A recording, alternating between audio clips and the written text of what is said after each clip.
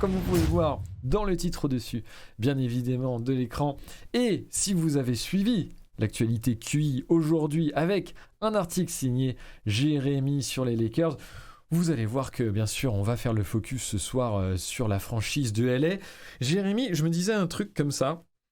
Pour deux fans de Denver qui ont offert, la franchise des Rochus qui a offert, on peut le dire, la première victoire à ces Lakers, on n'est quand même pas très rancunier.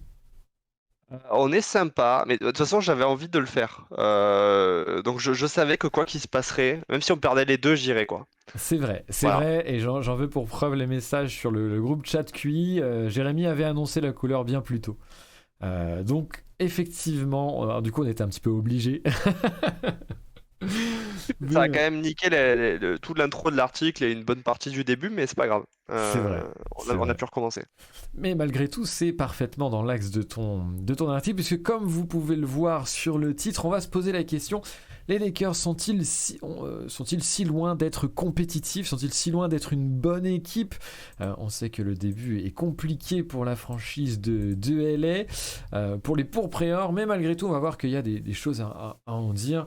On va pas commencer tout de suite, bien sûr, on va faire une petite intro rapide pour voir un petit peu les gens arriver tranquillement dans le chat, et puis on va parler un petit peu d'actu NBA. Il y a deux trois petites choses à dire pour bien sûr introduire tout ça, attendre qu'il y ait un petit peu du monde qui puisse nous rejoindre. Par contre, Jérémy, pourquoi cette photo de Murray et pas l'empereur Jokic, nous demande Guillaume. Une vraie question, Jérémy. Alors, parce qu'on parle d'une photo, et du coup, j'ai essayé de trouver une bonne photo de Jokic, et j'ai vu que ça allait prendre du temps, et donc je suis allé au plus simple. En C'est toute vrai, honnêteté, c'est vrai que le photogénisme de Jokic n'est pas sa plus grande qualité, on peut le dire. il y avait du progrès entre le moment où j'ai choisi cette photo, et je crois que c'était en 2019 ou 2020, et maintenant, mais bon, c'est pas grave, je reste avec Murray.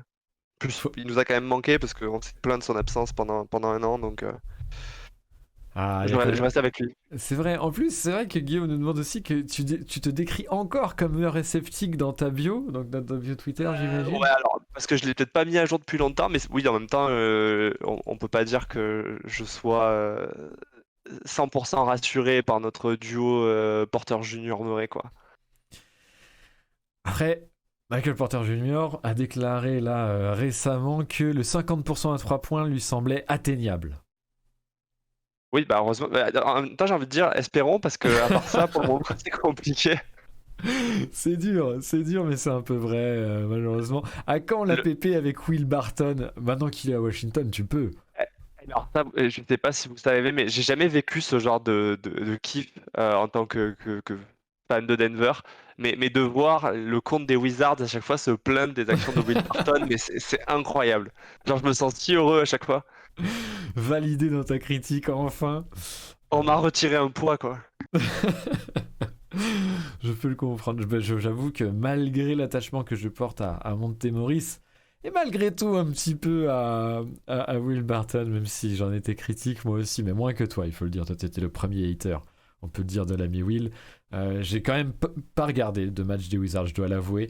Je sais que Guillaume est en train de crier en Daniel Gafford, mais malheureusement, ce n'est pas suffisant pour moi pour regarder les Wizards, c'est au-delà de mes forces.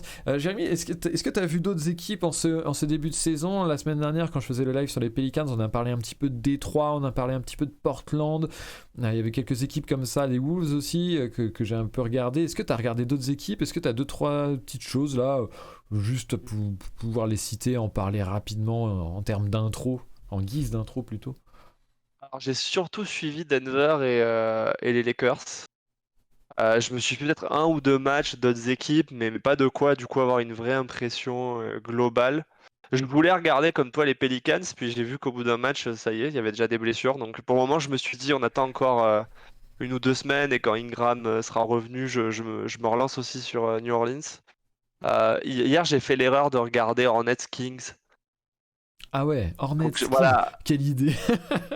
Alors pourquoi? Parce que j'ai lu que Dennis Smith Jr. était en train de faire un bon début de saison, Ah. notamment en défense, et j'avais tellement espoir qu'un jour il ait un coach qui le prenne en main et arrive à faire quelque chose de son potentiel, que je voulais voir ça. Et c'est pas tout mal, hein. Alors Ouais, après, quand le match même. était assez affreux, mais j'aime bien. Alors pas offensivement, c'est encore compliqué, mais défensivement, c'est vraiment sympa.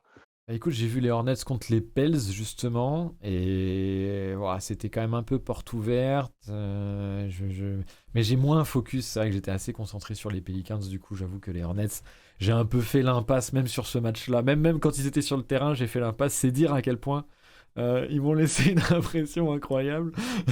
Dans le chat, est-ce que vous avez des équipes sur lesquelles vous voudriez qu'on dise un mot si on peut, hein, si on les a vues? J'ai regardé le. Je pouvais pas voir le Cavs parce que mon site de replay buguait le player, le Cavs New York, qui avait l'air pas mal. Et donc, du coup, j'ai regardé Golden State face à Détroit et je Et me. voilà. Et voilà. Non, mais j'étais content parce que je me dis Détroit qui gagne. Enfin, on va pouvoir voir des trucs intéressants. Et bon, en vrai, c'est toujours un peu la même chose. En plus, j'ai trouvé Jaden Ivey un poil timoré. Et du coup, j'étais un petit peu déçu. Le Jazz, on est vraiment surpris que ça gagne avec du Conley et Vanderbilt sur le terrain. Ah, Vanderbilt, quel plaisir et quelle frustration. Fan de Denver, je pense que tu me. Ouais. Peut-être tu seras d'accord avec moi là-dessus. Ah bah on t'a perdu. Non, non, On non, t'a non, c'était, perdu. Ah, c'est bon. je t'avoue que je te lançais un peu sur Vando, mais. Ok, non, d'accord. Ok, parce que moi, je te voyais encore parler sur Twitch. Je me suis dit, merde, ça y est, ça commence. Non, non, moi, je faisais partie de ceux qui râlaient beaucoup du trade à l'époque avec Minnesota. J'en parle encore très régulièrement aujourd'hui. Et donc, du coup, bah, de voir Vanderbilt jouer comme ça fait un petit peu mal. D'autant que bah, ça correspondait vraiment au genre de profil qu'on aimerait bien avoir. Effectivement. Euh, à salaire égal, je vous propose Vanderbilt. Alors, franchement, je suis pas objectif. J'adore Aaron Gordon. Je pense que derrière Jokic, c'est le joueur que je préfère chez les Nuggets actuellement. Alors, je sais pas si ce Euh, serait mon joueur préféré, mais je trouve qu'en vrai, Gordon, il a son rôle avec Jokic, il est trop bien. Genre, vraiment, c'est magnifique. Vraiment, cette prise de position à l'intérieur de la Restricted Arena et où il a juste à monter, il est vraiment bon pour ça, hein. C'est juste parfait. Et moi, j'aime beaucoup, beaucoup, beaucoup les doubles écrans loin du ballon, notamment sur les corners, entre Michael Porter Jr. et Aaron Gordon, où en fait, que ce soit l'un qui drive ou l'un qui reste à 3 points, alors Michael Porter Jr. plus à 3 points et Aaron Gordon qui drive, en fait, ça permet à Jokic d'avoir deux solutions et de jouer la défense, de jouer la passe selon la défense, et c'est tellement de plaisir.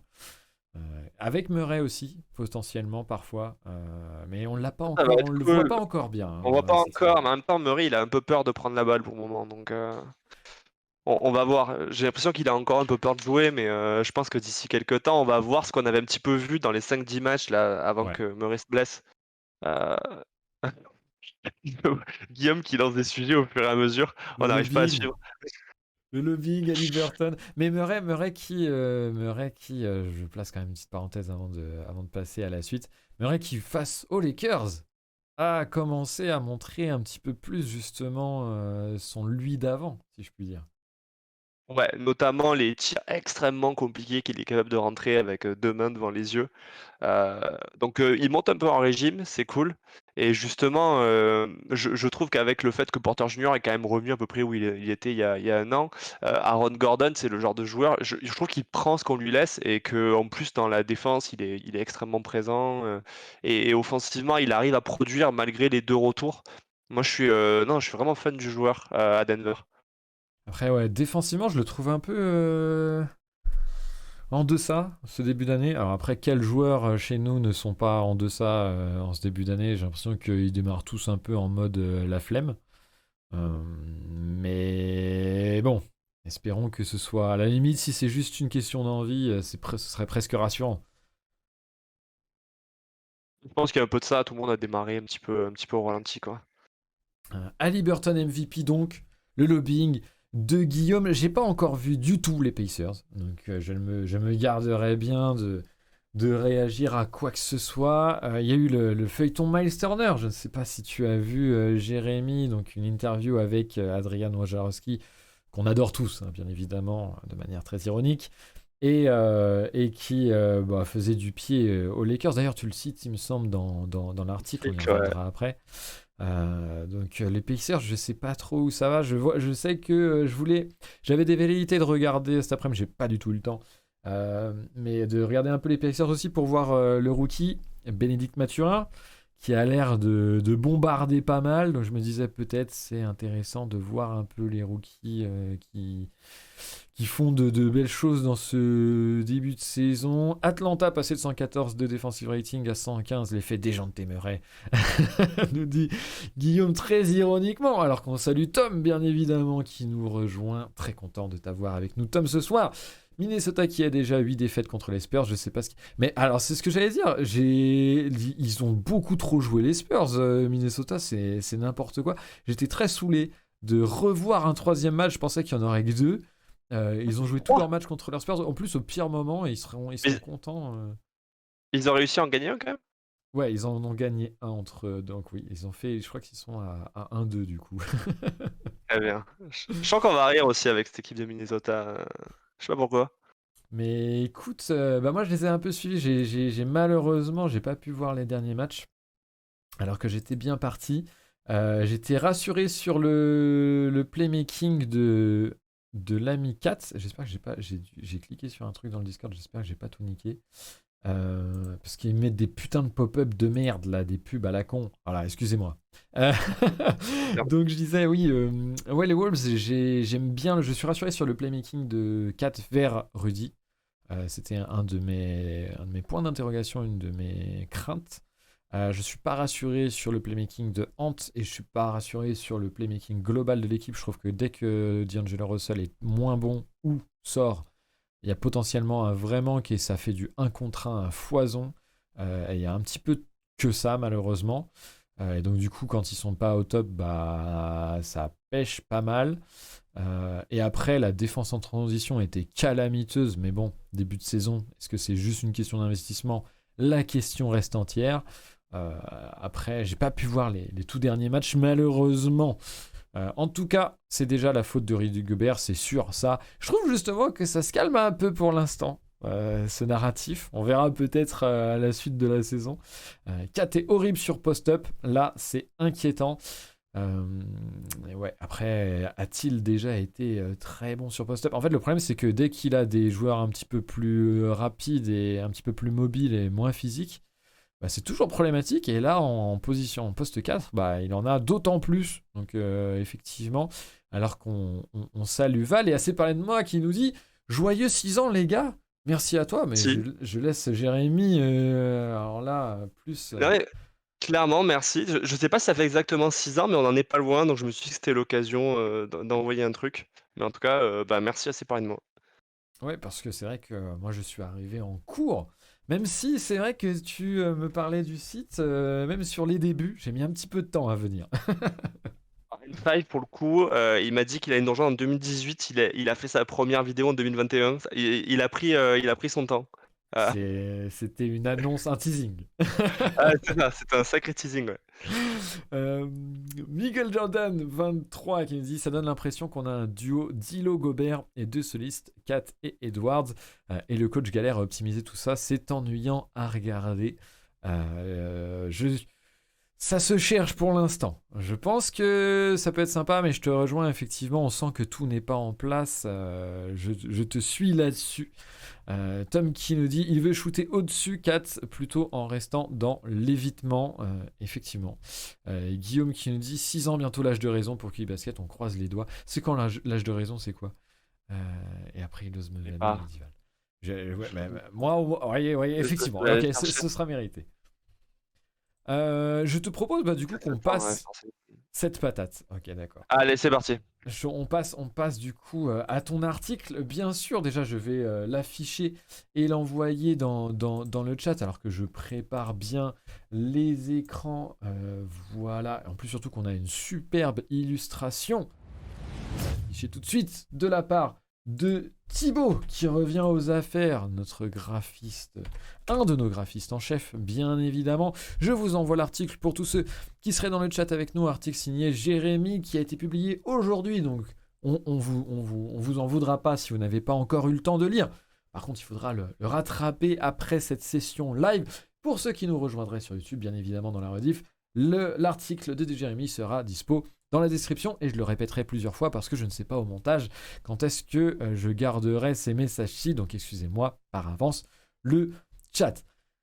Les Lakers sont-ils si loin d'être bons? Jérémy, c'était quelque chose une idée qui te tenait à cœur assez rapidement dans la saison, malgré le peu de matchs, et c'est d'ailleurs ce que tu dis très bien dans l'article, quelque chose à nuancer vis-à-vis du faible échantillon. On prend des pincettes malgré tout, et les stats qu'on pourra vous donner ici, encore une fois, je l'avais déjà dit dans la vidéo des Pelicans, mais sont à nuancer, à relativiser. Malgré tout, on s'appuie aussi sur nous qui avons regardé les matchs, l'eye test bien sûr, et des choses qui devraient pouvoir s'inscrire potentiellement dans le temps. Et on vous donne bien sûr les clés pour savoir si oui ou non on peut tabler sur des choses qui resteront tout au long de la saison ou qui seront peut-être à relativiser. Un début de saison difficile pour les Lakers qui était encore la dernière équipe à finalement afficher un bilan vierge en termes de nombre de victoires. Ça a été réglé face aux Denver Nuggets malheureusement dimanche soir, puisque moi et Jérémy sommes des fans de la franchise des Rocheuses bien sûr. Une première victoire donc, une victoire pour 5 défaites en 6 journées. Le bilan reste compliqué pour l'équipe de LeBron James. Et malgré tout, des sources de satisfaction, c'est ce que tu notes d'ailleurs dans une des toutes premières parties de l'article, avec en grande source de satisfaction en premier lieu, c'est la défense. Est-ce que tu peux expliquer un petit peu plus en quoi cette défense des Lakers peut être source de satisfaction du côté de LA? Ouais. Du coup, quand ils ont entamé la saison, les Lakers, on en avait parlé pendant les previews, il y avait, tout était une interrogation parce que déjà le roster mis en place autour de LeBron, Davis et Westbrook était entièrement renouvelé. L'année dernière, on avait une équipe qui était à la fois médiocre en attaque et en défense, c'est-à-dire qu'ils étaient 21e, je crois, à l'offensive rating et 22e au defensive rating, et que ces Lakers, depuis que Anthony Davis a rejoint LeBron James, le gros de leur identité, c'était d'avoir une grosse défense.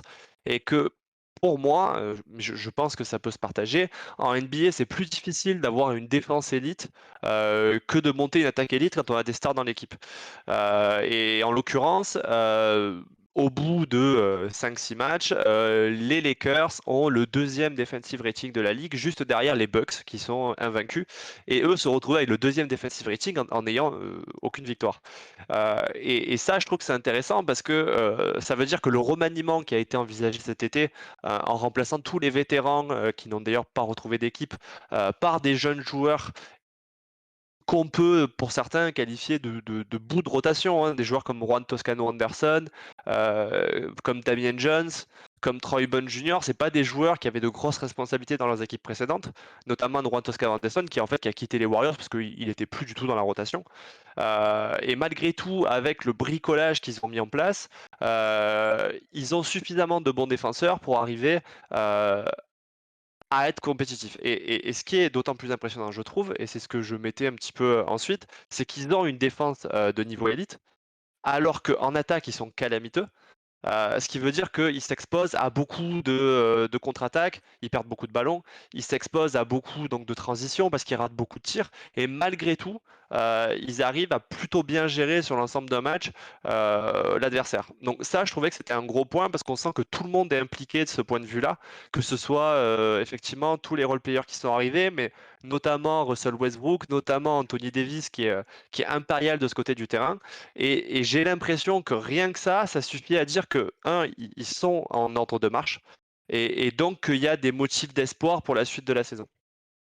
Je te rejoins complètement. Moi, c'était une des choses, on en avait parlé un petit peu du coup dans le groupe chat avant que tu fasses l'article, et une des choses qui me sautait aux yeux, c'était leur potentiel défensif, avec notamment la protection dans la peinture. Alors on sait que Anthony Davis, c'est typiquement la superstar défensive en premier lieu, sur lequel on peut pouvoir construire une défense, une très bonne défense, et notamment justement dans la protection de l'arceau, qui reste la première zone offensivement à être importante, la plus importante finalement. À côté de ça, il y avait encore quelques petites anomalies, comme le fait que c'était aussi l'équipe qui bah, profitait finalement de l'adresse, du manque d'adresse plutôt de l'équipe adverse, notamment sur les 3 points grands ouverts. Je sais que c'est une stat que tu donnais dans ton article. Est-ce que ça, c'est quelque chose qui est pas un petit peu, finalement, qui pourrait être un peu en porte-à-faux vis-à-vis du faible échantillonnage? Est-ce que il y a cette problématique-là, ou est-ce que finalement on peut se dire que c'est quand même solide cette défense des Lakers, notamment à 3 points, malgré cette stat un petit peu incongrue qui pourrait nous faire penser que finalement, moi, c'est aussi un coup de chance de la part de ces Lakers d'être aussi haut dans le defensive rating avec un si faible échantillon. Je l'ai mis un petit peu en parade de ce qui pouvait effectivement venir comme gros bémol sur la stat défensive, parce qu'effectivement, c'est souvent un truc dans les débuts de saison quand on se dit, ah super, bah regardez, globalement, le defensive rating il est élevé. Quand on regarde un petit peu dans le détail, et notamment les adresses sur les tirs ouverts adverses, des fois on a des équipes qui sont bonnes en défense parce qu'effectivement, ils profitent d'une maladresse un peu improbable de l'adversaire. Et là, dans le cas des Lakers, on est sur l'équipe, je crois, qui a un des plus faibles pourcentages adverses sur des 3 points grands ouverts. Donc, on va dire assez naturellement, on peut se dire, ah ok, bon ben voilà, là il y a un gros bémol. Néanmoins, il faut prendre en compte, comme je le mets dans l'article, que c'est une équipe qui autorise assez peu justement de 3 points grands ouverts parce qu'ils sont très agressifs sur les lignes extérieures. Et ensuite que, un peu comme une compensation sur les tirs ouverts, au contraire, c'est une des équipes qui subit le pourcentage le plus élevé. Je crois que sur les 6 premiers matchs, c'est au-dessus des 38%, donc voilà, au-dessus de la moyenne NBA qui est à 36. Euh, donc bon, sur le peu de matchs, ça n'a pas pour le moment un impact énorme. Néanmoins, enfin, je trouve qu'ils sont tellement agressifs sur les extérieurs adverses que ils vont pas d'un coup se retrouver avec l'adversaire qui met 40% et qui a 25, 26 tirs en ouvert par match, quoi. Enfin, si on voit l'idée, quoi. Oui, je te suis à ce niveau-là. J'ai mis une vidéo hein, qui va tourner en boucle derrière, qui montre un peu quelques clips de bonne défense justement de ces Lakers-ci. C'est vrai qu'en faisant les clips, alors moi j'ai pas j'ai vu 3 matchs, il me semble, des Lakers. Oui, j'ai vu 3 matchs des Lakers en tout et pour tout, et dont celui bien sûr de nos Nuggets. Et c'est vrai que ce qui me frappait, et encore plus en refaisant ces clips-là tout à l'heure, c'est que bien sûr, la défense, elle est surtout à l'intérieur du cercle. Enfin, la défense, elle est surtout vis-à-vis du cercle, de l'attaque du panier. Il y a beaucoup de dissuasions qui sont assez intéressantes. À côté de ça, je trouvais qu'il y avait peut-être une certaine faiblesse au rebond. Je trouve que, du coup, par exemple, avec la défense en drop, on a des extérieurs qui parfois prennent un petit peu mal les écrans, et du coup c'est l'intérieur qui va vraiment beaucoup dissuader sur le drive, et donc du coup potentiellement aussi se découvrir sur le rebond défensif avec pas mal d'opportunités de seconde chance. C'est peut-être aussi moi personnellement un bémol que je pourrais potentiellement amener, surtout face à des équipes qui jouent potentiellement le rebond offensif. Il y a un Lakers Pels qui devrait arriver dans la semaine. Ce sera intéressant de voir ce match-up là à ce niveau-là défensivement pour les Lakers, parce que les Pelicans, ce sont une équipe qui va énormément driver et jouer aussi sur le rebond offensif, une des premières équipes de la ligue au rebond offensif, avec des joueurs comme Valanciunas, mais aussi Zion Williamson. C'est des joueurs qui font énormément leur beurre sur seconde chance. Donc c'est quelque chose que voilà, je voulais ajouter un petit peu en valeur ajoutée par rapport à ton article, si je puis dire ainsi. Bien sûr, l'homme fort de cette défense, c'est Anthony Davis. Anthony Davis, qui soulève quelques interrogations malgré tout, notamment au niveau de sa santé. Et donc, je te pose la question, Jérémy, et tu l'abordes dans ton article. Est-ce que est-ce qu'on peut envisager de se dire que cette défense, qui repose quand même beaucoup sur l'intérieur des Lakers, l'intérieur star des Lakers, est-ce que c'est vraiment viable à l'heure actuelle au vu finalement du manque de réassurance qu'offre Anthony Davis en termes de santé et de présence potentielle sur le terrain? Ouais. Bah, en fait, je me dis que ça dépend un petit peu si tu vois le verre à moitié vide ou le verre à moitié plein. Si tu le vois à moitié vide, et c'est ce que je mets dans l'article, hein, ce qui fait très peur avec Anthony Davis, c'est que ça fait 2 ans qu'il sort de saisons très compliquées avec énormément d'absences. Qu'il est arrivé au Media Day en disant, bon, cette année, je vais tout faire pour faire les 82 matchs de saison régulière, et que en fait, on voit un joueur qui arrive après un été qui aurait lui permettre de se reposer et qui est vraiment mais perclus de douleur, quoi. C'est-à-dire qu'il a mal au genou, il a surtout très mal au dos. Et donc, dès le 5e match de la saison contre les Timberwolves, il rate un match. Et moi, dans les 4-5 matchs des Lakers que j'ai vus, il n'y a pas un match où il n'y a pas des actions qui va manquer parce qu'il a mal ou parce qu'il retombe et que d'un coup, il n'arrive pas à se relever assez vite. Donc, c'est assez inquiétant parce qu'on connaît son historique et que ça date pas d'hier. Dans le même temps, si on voit le positif, en fait, ils arrivent à avoir une défense élite avec un Anthony Davis qui est clairement pas aussi mobile qu'il pourrait et qu'il devrait l'être. Et donc, s'il arrive à peu près à se remettre d'aplomb en cours de saison, on peut se dire qu'au contraire, les Lakers ont un potentiel défensif encore plus élevé que ce qu'ils ont aujourd'hui. Donc, bon, malheureusement, je pense pas que ce soit le scénario le plus probable d'avoir un Anthony Davis qui fait 70-75 matchs et qui en plus est en pleine forme sur ces matchs-là. Mais bon, en tout cas, ça mérite d'être dit. Il arrive à avoir un niveau défensif incroyable en étant à 70%, quoi. C'est vrai. Est-ce que il sera capable d'aller jusqu'à 100%, l'âge et le poids des blessures n'aidant pas? Est-ce que vous serez plutôt team moitié verre à moitié vide ou verre à moitié plein? On vous laissera en juger. C'est vrai qu'on est plutôt des pessimistes ici, comme le rappelait Val, bien sûr, dans le chat, avec non pas moins de malice. Une bonne défense, donc, une des vraies possibilités défensives. Vous le voyez sur le clip. Surtout dans la protection de l'arceau, on le redira encore une fois, mais avec des extérieurs qui, contrairement aux saisons passées, et tu le relevais aussi dans l'article, ne sont plus les vétérans un petit peu rincés que l'équipe pouvait connaître. Là, il y a pas mal de jeunes athlétiques qui, quand ils font les efforts, sont capables quand même de close out de manière plutôt agressive, de passer sous les écrans, de donner un petit peu de défi physique, comme vous pouvez le voir là sur ce magnifique choix de Michael Porter Jr., que je ne commenterai pas plus.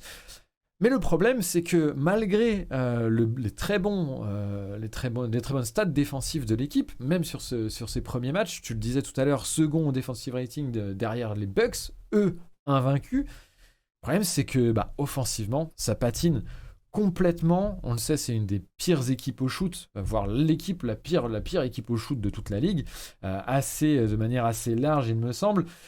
Et là, la problématique, c'est peut-être d'avoir un roster qui est tout simplement trop faible.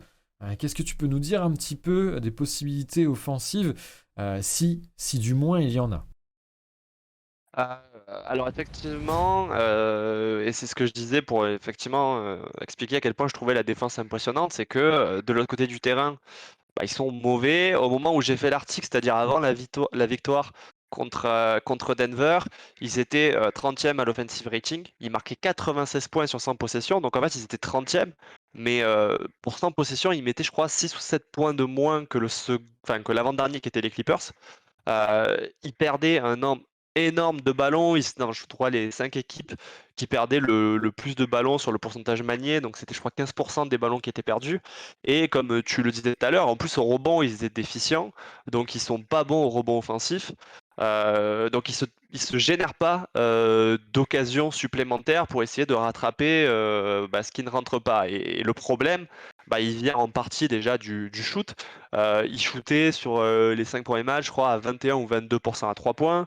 Euh, Ils ont des manques à la création qui sont évidents, c'est-à-dire qu'ils ont LeBron James, ils ont Westbrook, mais pendant les 5 premiers matchs de la saison, les 4 premiers matchs de la saison, ils avaient Westbrook qui se marchait un peu dessus avec les autres attaquants des Lakers, à savoir qu'il était dans le 5 et que c'était un problème. Et d'ailleurs, la première victoire de l'équipe est obtenue à la fois quand Westbrook sort du banc et qu'il est d'ailleurs du coup beaucoup plus productif, mais aussi quand le reste de l'équipe se met enfin à rentrer ses tirs à 3 points.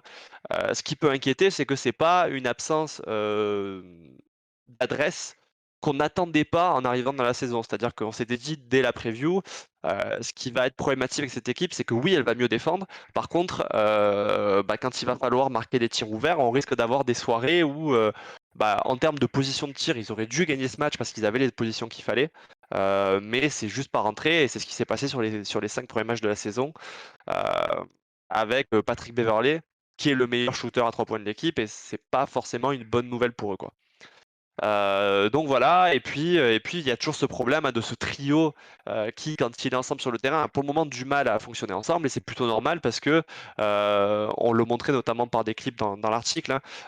Quand vous avez un pick and roll, Anthony Davis, LeBron James, vous avez envie de pousser l'adversaire à faire des choix, mais si vous avez Westbrook qui est sur le terrain, bah, vous pouvez très bien faire l'impasse et vous dire on va défendre à 3 sur le pick and roll, et du coup, bah, si Russell Westbrook est grand ouvert, c'est pas très grave parce que de toute façon, il pourra pas en faire grand-chose par son shoot.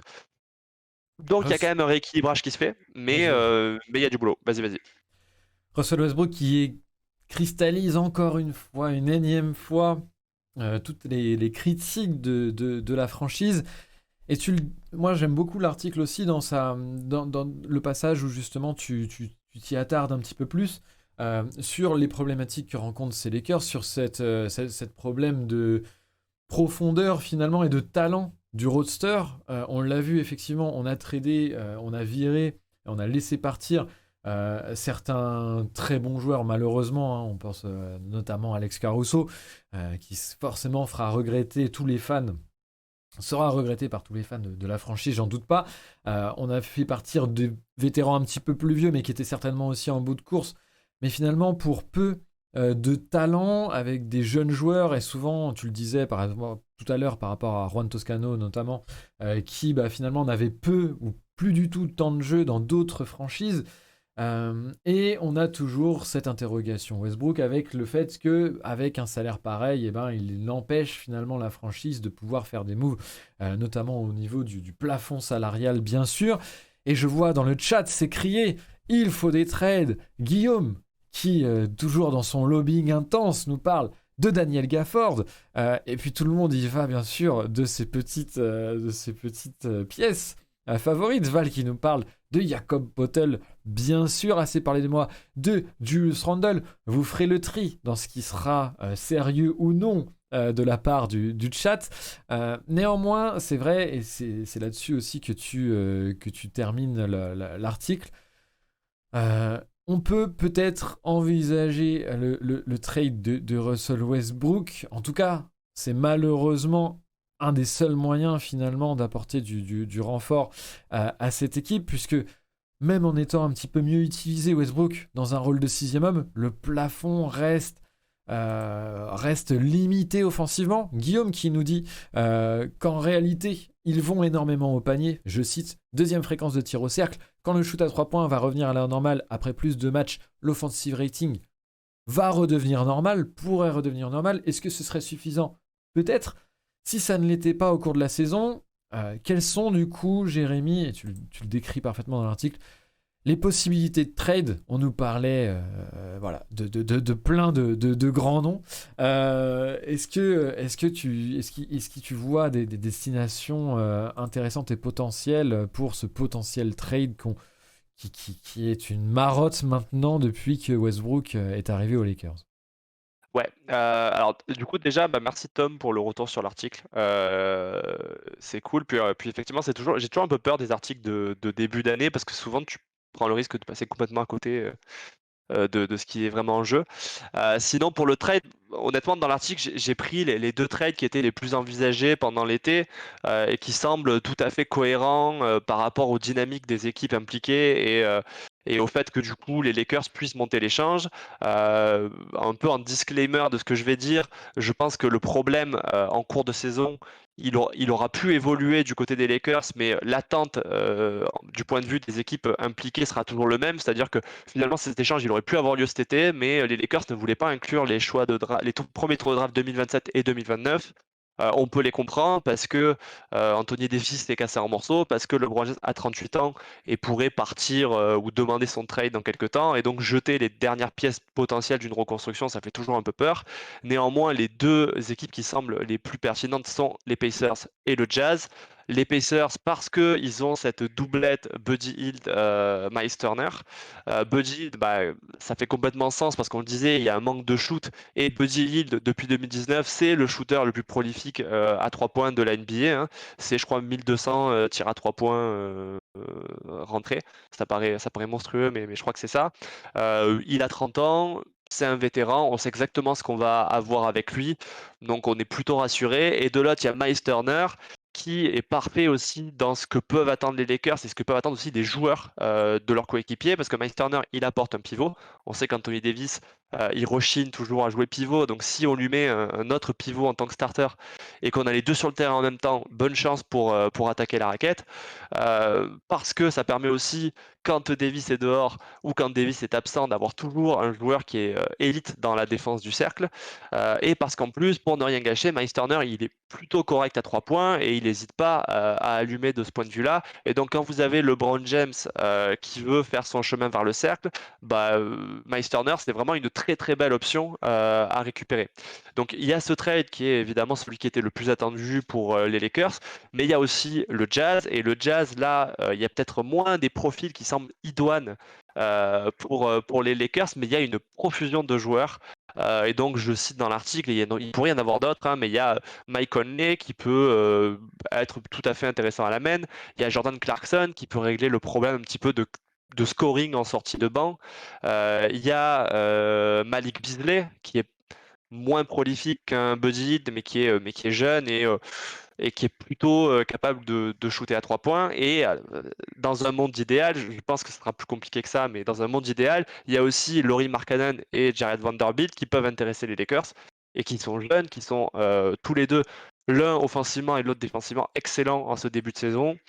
Donc il y a de quoi intéresser les Lakers, et si jamais les deux tours de draft et Westbrook arrivent à permettre de récupérer 2 ou 3 des joueurs cités, les Lakers changent tout de suite de forme et deviennent beaucoup plus dangereux offensivement. Donc voilà, en gros, c'est les possibilités d'évolution qu'il y a, je pense. Il y a probablement d'autres trades possibles, mais c'est les deux dont on sait que les équipes étaient partantes pour le faire et que c'est les Lakers qui ont un petit peu bloqué en refusant de mettre les tours de draft. Westbrook au Jazz, il va péter un plomb, nous dit.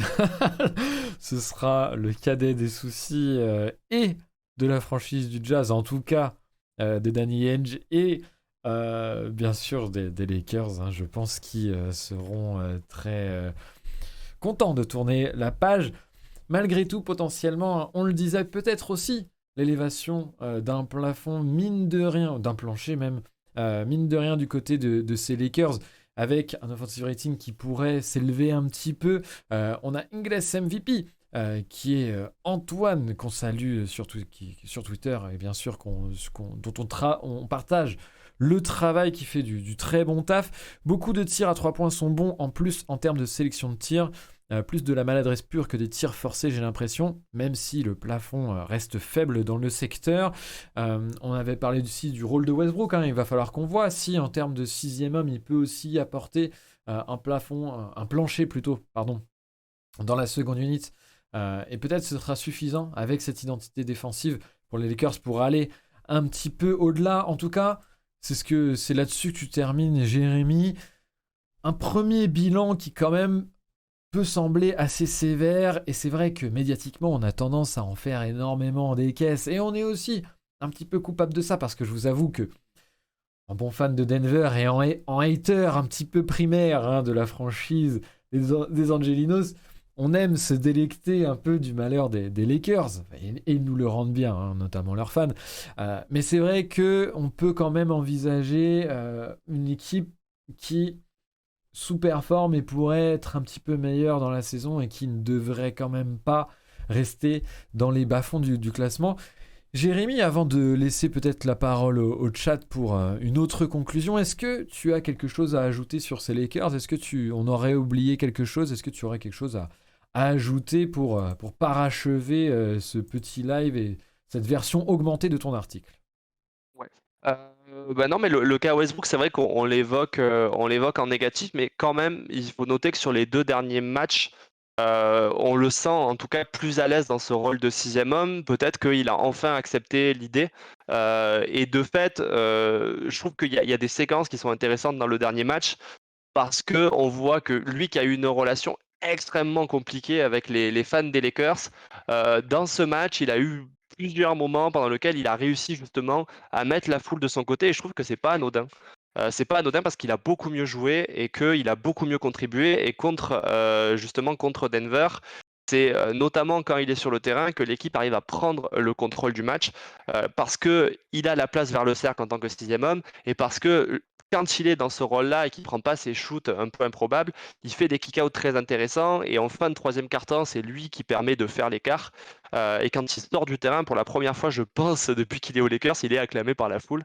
Je pense que ça lui fait du bien et ça me fait dire aussi que même si le trade ne se fait pas, il y a quand même une dynamique dans cet effectif qui est peut-être positive et qui pourrait du coup se concrétiser quand le calendrier va un petit peu se calmer. Ils ont eu un début de saison qui était quand même assez compliqué avec beaucoup d'équipes qui sont beaucoup plus denses que eux et qui sont attendues comme des prétendants aux playoffs. Donc je pense qu'avec un calendrier plus simple, s'ils sont sérieux dans ces matchs-là, ils vont pouvoir remonter un petit peu au classement et ça va permettre aussi médiatiquement de relativiser les choses.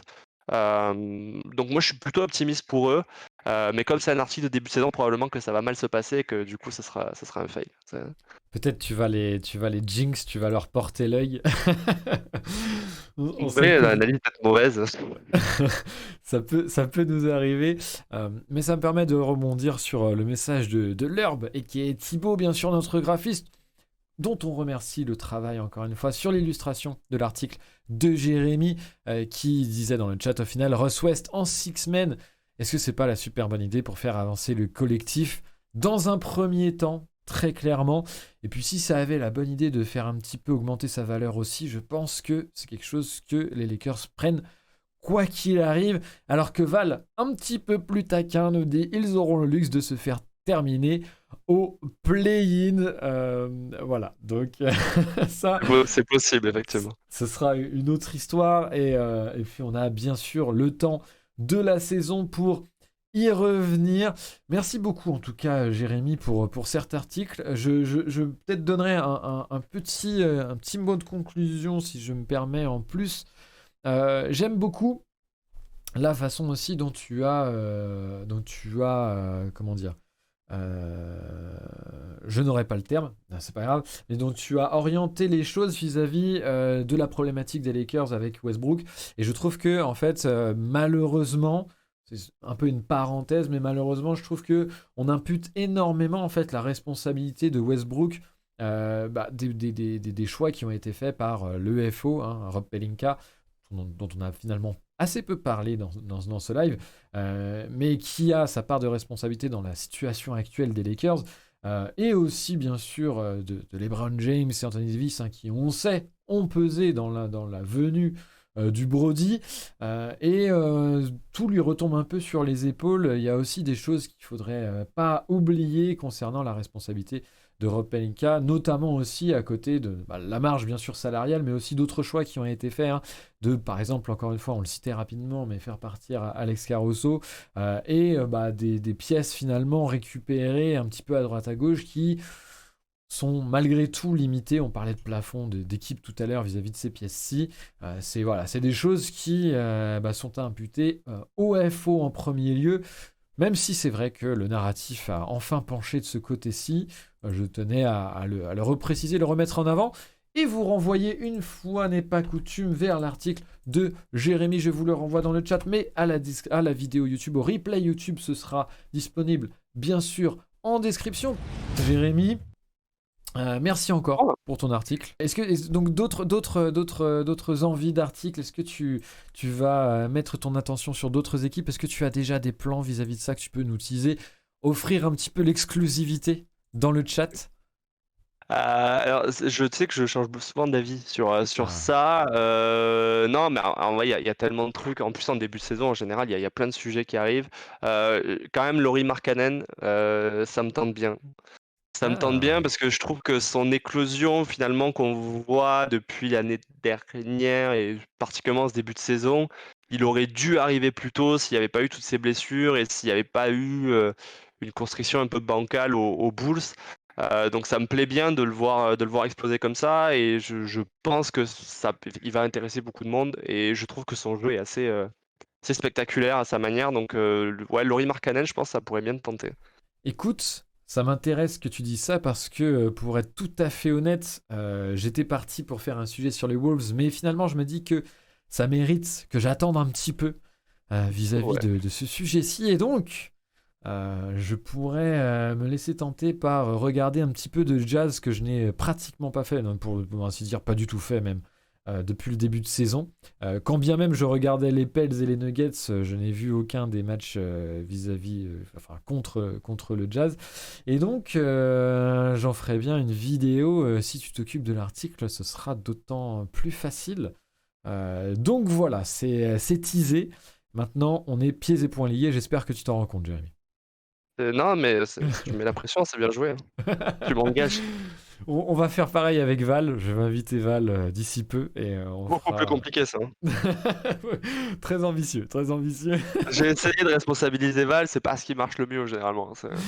Ne manquez pas mon prochain article. Les Nets sont des cons, nous dit Val, et ce sera parfaitement le mot de la fin puisque je ne l'ai pas fait tout à l'heure parce que j'ai totalement zappé, mais je vais pouvoir faire la transition alors que je vous affiche la page web plutôt que VLC. Je voulais vous partager quelques petits tweets succulents vis-à-vis des Nets, puisque les Nets, on l'a vu, ont limogé Steve Nash. À tort ou à raison, je ne sais pas. En tout cas, moi je trouve que c'est bon, peut-être le move facile, hein, parce que c'est toujours l'entraîneur qui saute et que c'était amené depuis longtemps. Et bien qu'il soit sans reproche, je trouve que ce sera un petit peu illusoire de penser que ça changera quoi que ce soit du côté des Nets. Mais en plus de ça, on apprenait que les Nets envisageaient comme remplaçant Ime Udoka, qui est dans une sphère pour le moins sombre, hein, dont on ne sait pas grand-chose. Et je voulais du coup, pour les plus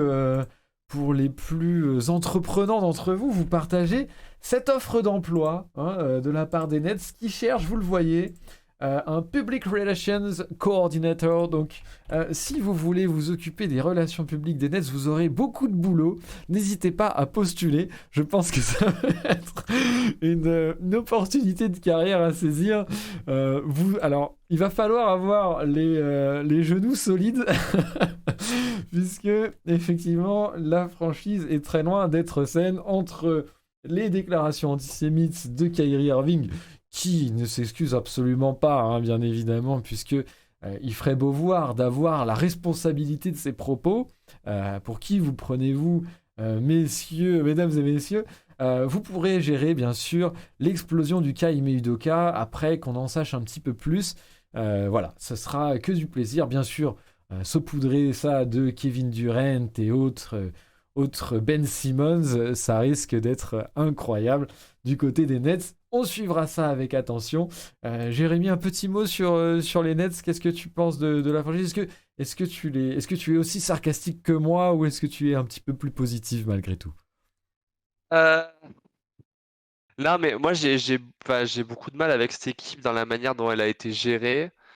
Et puis surtout, je trouve que le folklore, moi c'est plus le folklore Kevin Durant qui, à la place d'un fan des Nets, me taperait grandement sur le système. Parce que si vraiment je veux que mon équipe performe, avoir quelqu'un qui est capable de mettre des coups de couteau à tout moment et de demander son transfert à tout moment, c'est embêtant. Après, je pense que le licenciement de Steve Nash, il était un peu nécessaire parce que j'ai l'impression que il n'arrive pas à tirer le meilleur de ses joueurs. Le peu que j'ai vu des Nets, je comprends pas trop l'utilisation de Ben Simmons, par exemple.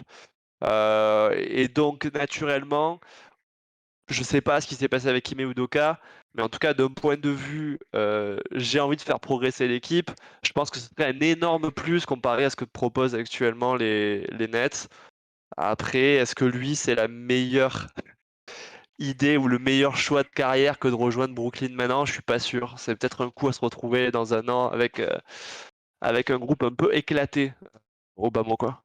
C'est tout à fait. D'ailleurs, si tu suis, et je vais pouvoir aller le chercher et l'afficher, un tweet de notre bon ami Guillaume, qu'on salue encore une fois, bien sûr, mais qui parlait justement de l'intérêt du coach Ime Udoka d'un point de vue sportif, en tout cas, calmons-nous.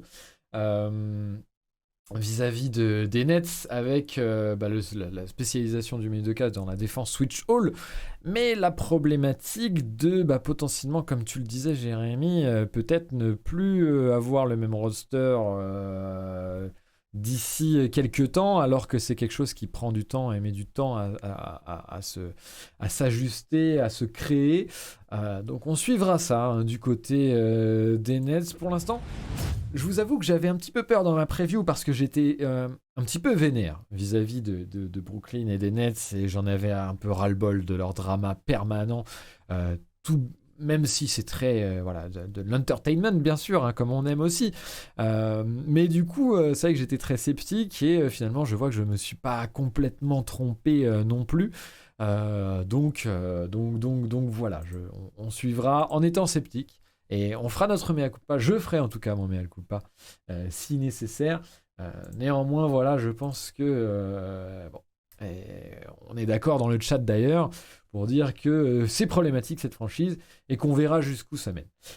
Dernière chose, peut-être, avant de se quitter, je ne peux m'empêcher de vous partager le récap signé Greg, second récap de l'année du côté de QI Basket, bien sûr. On essaiera, on va essayer et on va essayer de porter main forte, surtout à Greg, qui s'est vraiment superbement donné pour ce format de récap de la semaine. Pour ceux qui ne connaîtraient pas, qui seraient dans le chat avec nous, n'hésitez pas du coup à aller cliquer sur le lien YouTube pour découvrir directement la vidéo. Mais il est question du coup de tous les dimanches faire un petit récap de la semaine pour ceux qui n'auraient pas eu le temps ou n'auraient pas pu se lever en pleine nuit. On est nombreux malheureusement dans ce cas à ne plus être étudiants.